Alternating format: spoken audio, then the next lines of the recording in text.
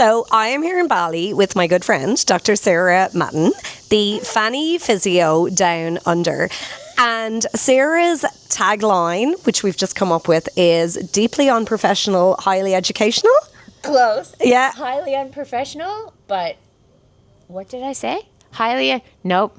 Completely unprofessional, but highly educational. You're seeing a workshop in progress here. Okay. Completely unprofessional, highly educational. Yep. And Dr. Sarah is beautifully dressed today, if you're watching the Substack or the YouTube or Instagram later, as a giant vulva. Yep. So tell us a little bit about the Fanny Physio and what you do. Would you like to know about my vulva or my professional? You tell me about anything that you want. So I'll give you a real brief rundown. So I started in Canada, obviously. I'm not Australian, neither are you. Well, we're both Australians, but also elsewhere. Yeah. I started in Canada in sports years ago. So I did my first few degrees in Canada, working in sports, and then came to Australia to do a Dr. Physio. And then I ended up working in the hospital system and doing research in gerontology, which is the study of people 65 and over, which I was really passionate about at the time. And my completely undiagnosed ADHD brain then went, well, we're done with that. Let's do something else. So when I had a baby, my labor went so far sideways, it was unbelievable. Like, should have had some proper psychological intervention afterwards, which unfortunately happens to so many women. That first birth is just not a pleasant experience. It's horrific. It's not fun.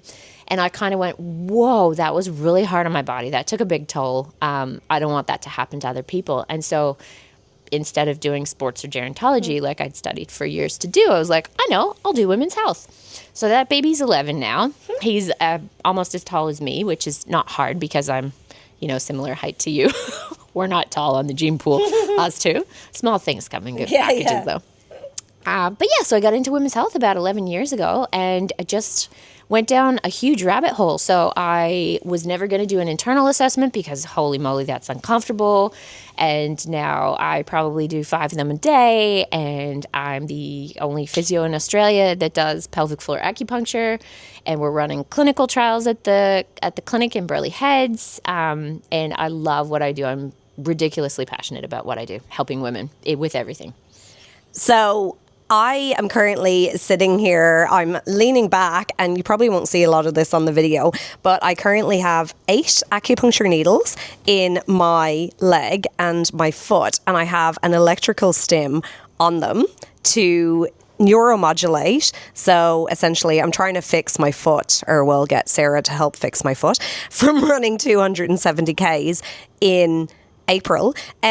What I love about, so when we actually met on a business coaching course, and you said that you didn't want to be a business owner, and now you have an insanely big business that really showcases your passion for health and your passion for, all of these cool things. Like, you have hyperbaric oxygen therapy as well. I am going to go home and buy one of these electrical stim needling things for my team. Like, I love all of this stuff that can obviously impact on people or, provide a different way of treating. How's business ownership going? Well, funny enough, I still don't want to run a clinic, and I still don't want to own a business. I have a phenomenal practice manager who does all of the grown-up stuff, and I just get to go to Bali and dress like this and do this kind of fun treatment stuff because I avoid being a grown-up at all costs. So, that was so funny. That was early days on. We've got the regular clinic, the regular musculoskeletal clinic, which, as I said to you before, all my staff do this. And then we've got the women's health side of things too. But I think you and I share that. We're both so forward thinking in traditional's good, but it's not always the end answer. And I want to speed things up. I want to go faster so I can do more faster with this kind of treatment. We can do more faster with the hyperbaric. We can speed up recovery. And when you add the needling and shockwave and laser and cupping and rock blading and all the different modalities to your treatment, that's where the magic happens. So what type of people do you love to see? I like the messy. The messier, the better. Like if you have a sprained ankle, you're actually lucky I'm treating you, because if you have a sprained ankle, you're not in. I'm sorry, this is not just an everyday sprained ankle. This is worth my time. No, I love like I have people that fly from Melbourne and Sydney and Perth because nobody else can figure out what's wrong with them. And that's my jam. I flew to Switzerland for medical treatment. Nobody can figure out what's going on. Like, what can you do? What can you figure out? The messier, the better. Because I love puzzles. I've always loved puzzles, even since I was a kid. And the human body is like the biggest, constantly changing puzzle ever. Like you could come in one day and this is what's happening and we treat that. And then the next day, something else has come into the mix. And it's like an onion. It's like you peel back a layer, and then you get down to the root of all evil, and that's what you need to treat. And not just women. So you treat men as well. Yep, I treat men as well. I do men's pelvic health. We actually do this for erectile dysfunction, which is a whole vibe. Having like a middle-aged man sitting in my room going, okay, now I need you to take your pants off, and I'm going to shove needles at the base of your penis, and then we're going to light them up like you're sitting on an electric fence. And they're like, okay, yep, I'm here for the ride. Let's do this.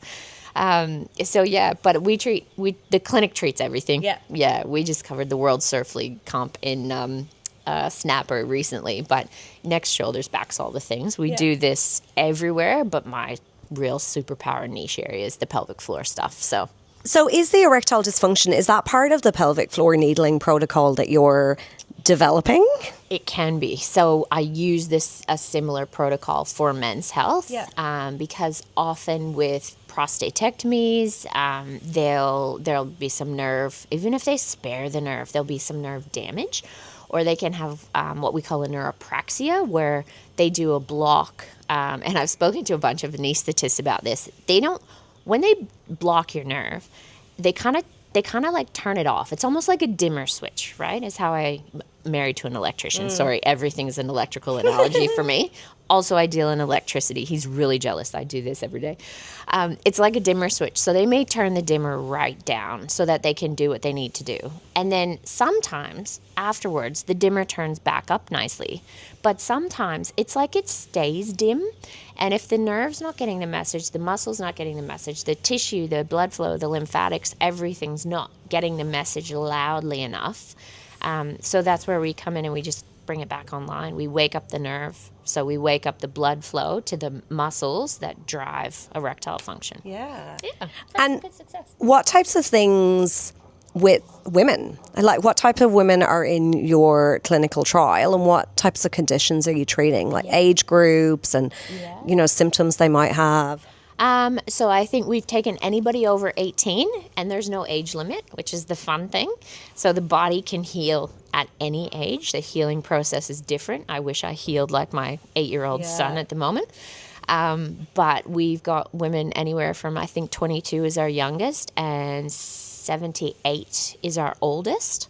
They come in and they may have incontinence. So we've got an incontinence cohort. And that can be stress incontinence, which is like I cough, I sneeze, I leak. It can be urge, which is like I am not going to make it to the toilet on time, I'm peeing my pants. It can be nocturia, which is like multiple nighttime wakings, or frequency. Like, those people, they're like, oh, I'm just going to wee before we go out. And then you get to the shop and they're like, I'm just going to wee. And then you go into the movie, they're like, I'm just going to wee. And then halfway through the movie, they're just going to wee. And they're just, I've got one lady, she was peeing every 45 minutes. Wow. You know how much free time she has now? Yeah. That she goes every 3 hours now. She's like, I have so much free time. Wow. And it affects people. Like I've got people they've come in and their story literally makes you cry. I cry a lot. I'm an empath. Usually we cry together, but sometimes I'm crying and the patient's not, and that's really awkward. We get through it.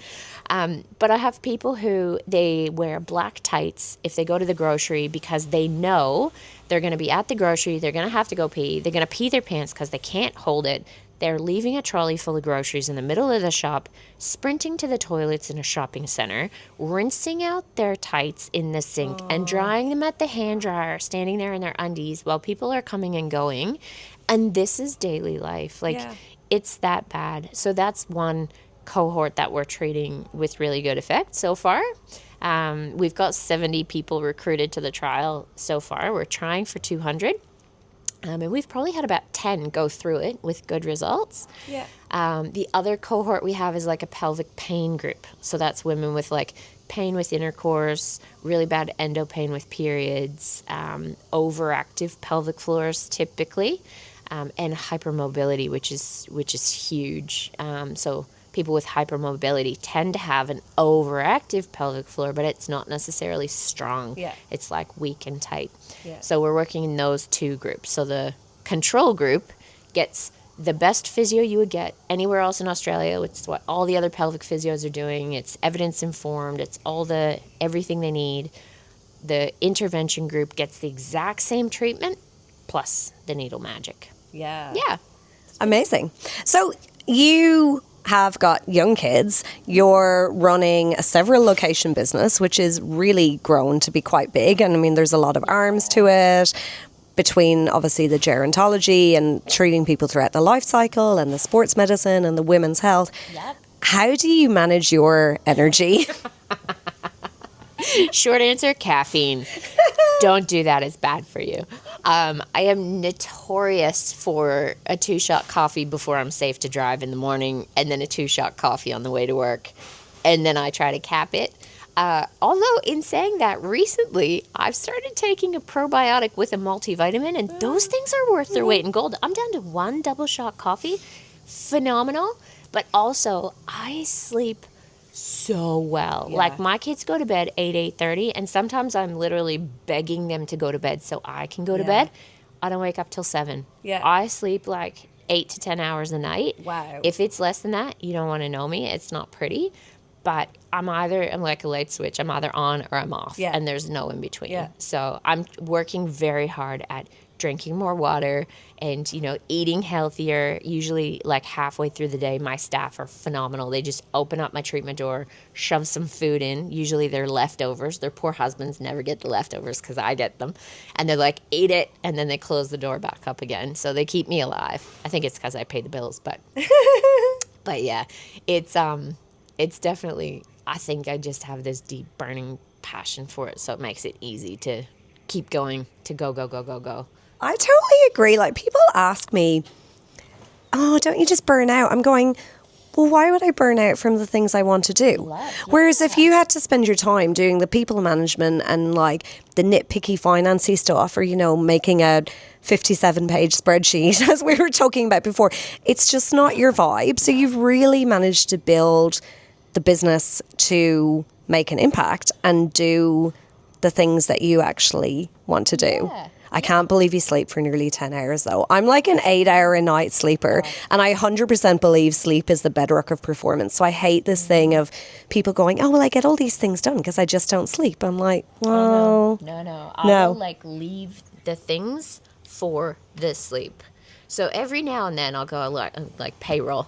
I got to get this done. Otherwise I get in big trouble from everybody.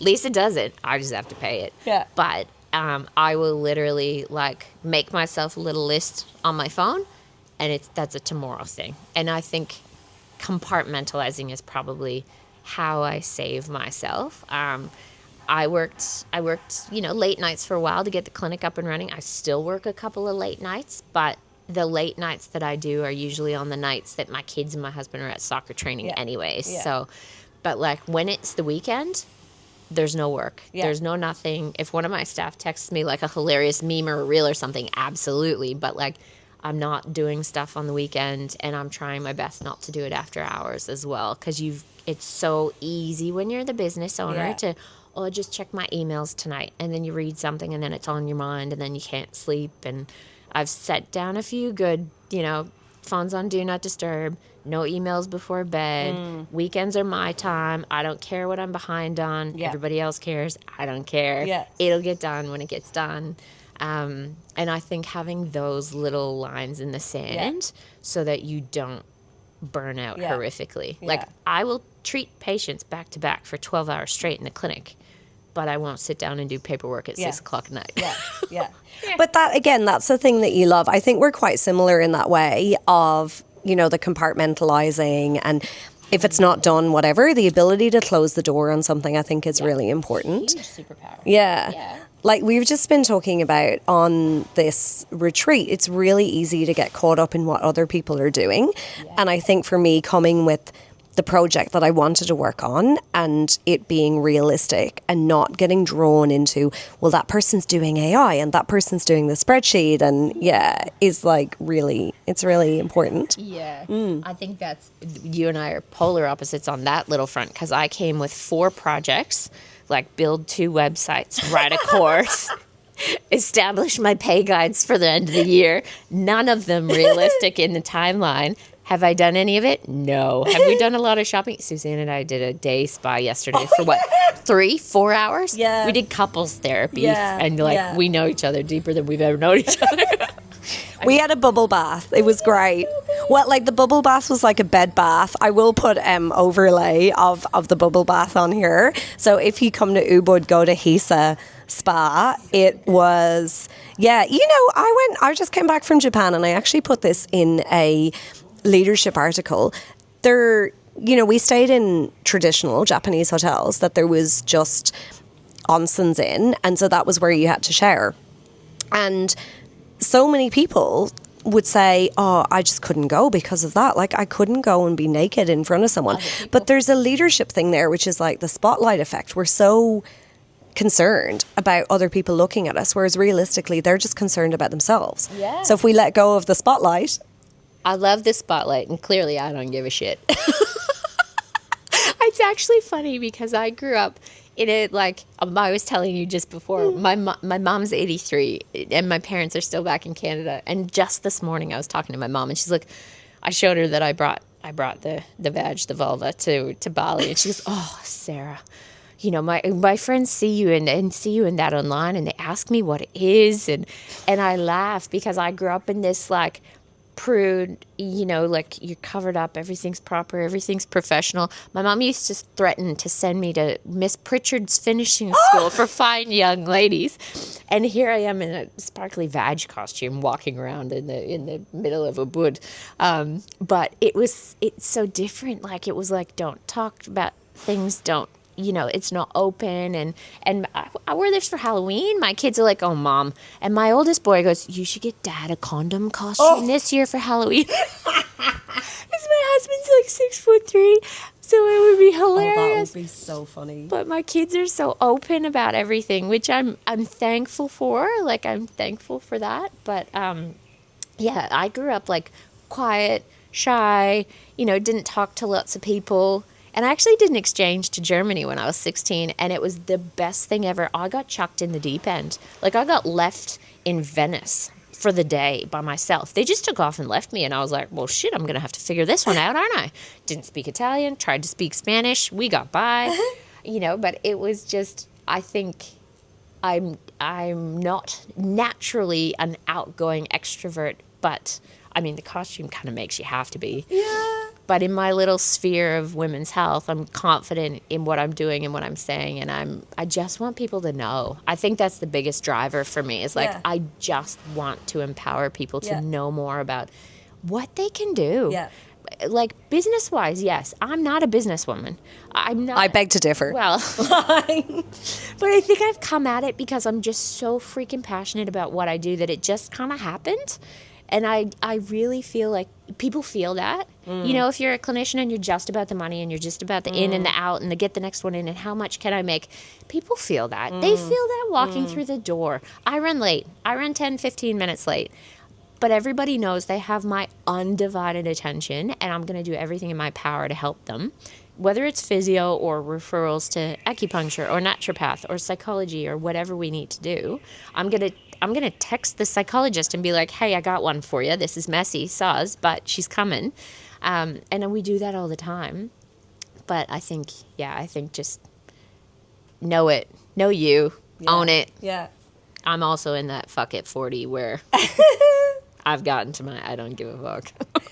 I think that's like setting up a business, you have to have a purpose and you have to find a way to connect to that purpose whenever it's hard and why you're doing what you're doing, which sounds a bit wanky, but like if you're just constantly sitting there and the spreadsheet's going, oh, well, I made this amount more money. That's just boring. You know, money for me is just a conduit to go on adventures and make more impact. Yeah. Like, I don't care if I can happily stay in a $15 homestay that's 20 meters from the beach in Nusa Lembongan, right? It doesn't need to be 5-star penthouse at the Hilton, but it's just, it's finding the things that we value and going after them relentlessly. Absolutely. Sometimes wearing a big vulva. Sometimes.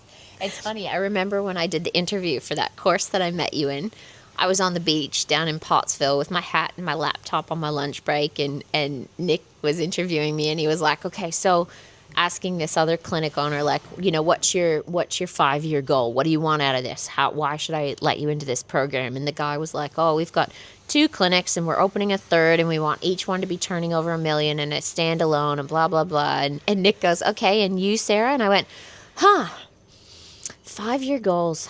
I haven't really thought of that. I don't want to like mess this up, because I feel like I'm onto a good thing and I don't want to mess it up. So that's why I'm doing this. I'm like, but if I really had to come down to a 5-year goal, I'd like to work 3 days a week and still be able to pay my mortgage. And he was like, anything else? I'm like, no, that's it. I'm good. That's all I want. I think that's, not getting derailed by other people's goals, though. It's the key to fulfillment in life. Like, I'm a big goal setter, but people ask me all the time about high performance. And I'm like, I don't care if your goal is to have the best garden or to win the pumpkin competition in the show or like, you know, to spend more time with your kids. I just care that you go relentlessly after the thing that you care about, you know, which you're doing with your research and so on. Yeah. So my final question for everybody is, if there was no barriers, what legacy would you like to leave? I want to change women's health. Simple. Yeah. Just so easy. I think I'm going small here. I'm going physio profession or acupuncture, osteo, whatever profession treats women's health. I think we can do better. I think so many times we do our best, but we can't do more because we don't know more. You know, it's almost like you're doing everything you can, but you don't know what you don't know. And if I was telling you I'm going to name this protocol after myself, I'm going to be a complete wanker and name it the Mattin protocol or the Mattin method. I haven't decided. We're still workshopping that too, which is absolutely wanker thing to do, but it works. And we're going to prove it, and we're going to publish it, and then I'm going to teach other people to do it. And if I can treat 5,000, 10,000 women in my lifetime, but if I can treat 20 physios to do this, and they can each treat 10,000, 20,000 women, like, that reach is awesome. They're like, the statistics are devastating on women's health. You know, 1 in 3 women with continence issues that affect everything. They won't bounce on a trampoline with their kid. They're washing their tights in the grocery store. I saw one lady, she wore black bottoms for 5 years because she was afraid she would just leak right through, couldn't feel it with nerve damage. Like, this is what and let alone the pain and the endo, and there's so many women out there suffering, and the thing is, they don't know what to do. Like, they don't know what to do about it, which is why this has come to effect, because I want to tell people that there's something you can do. But then the clinicians, they get to a point, and if the nerves aren't working properly, we don't have a modality to kind of fix that. I hate fix, but you know what I mean? So, like, I think that's my biggest thing. If I can show other physios or acupuncturists or whoever's needling how to do what I do, think of the people. Think of the people we can help. And, it's worth it. And there's no algorithm. Like, there's no AI, there's no automation that can look at the complexities of the human body, that can stick needles into people, that can connect with people, that can shockwave people, that can, you know, look at what's coming from their hip or their pelvic floor or their back or how they're holding their neck or how they're holding their child. Like, it's such a skill set that, you know, I think we need to lean into our humanness and our curiosity and so on as health professionals or as leaders in our community or our clinics or whatever the case might be. And go from there. That clinical reasoning is everything. Yeah. You can be the best technician on the planet, but if you can't think, not going to go there. Yeah. Well, thank you so much for joining me. So I will put the links in the show notes to the Fanny Physio. And for people who would like to join the clinical trial, you are still taking people? Yep, we're still recruiting. It's Burleigh Heads, Queensland. We've also got Kira and Tweed locations. But the best way to contact us is research@gcsmr.com.au. So we can put that up. Yeah. But yeah, shoot us an email. We're happy to send people through the inclusion exclusion criteria. One of my girls, Chanel's amazing. She's calling everybody and screening them for inclusion. And but yeah, we're still taking people with any type of pelvic pain or incontinence. Yep. Yeah. Amazing. Thank you.